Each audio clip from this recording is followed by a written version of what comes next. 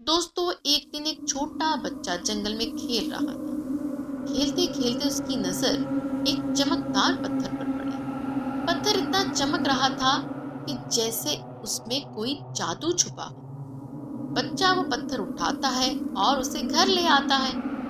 जब वो घर पहुंचता है तो पत्थर की चमक और तेज हो जाती। बच्चा बहुत हैरान होता है और अपनी माँ से कहता है, माँ, ये पत्थर क्यों चमक रहा है? माँ कहती है, शायद ये एक जादुई पत्थर है। बच्चा इस पत्थर के बारे में बहुत सोचता है। फिर अचानक उधर से एक आवाज आती है, अगर तुम मुझे जंगल में वापस रख दोगे तो मैं तुम्हें एक खास राज बताऊंगा। बच्चा बहुत घबराता है। क्या वाकई? वो पत्थर को दोबारा जंगल में वापस रखने की सोचता है, लेकिन उसका दिल डरता है क्योंकि वो जानना चाहता है कि वो राज क्या हो सकता है।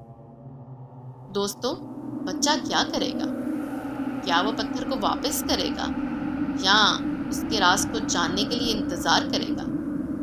क्या वो राज बच्चे के लिए मुफीद होगा या कुछ और?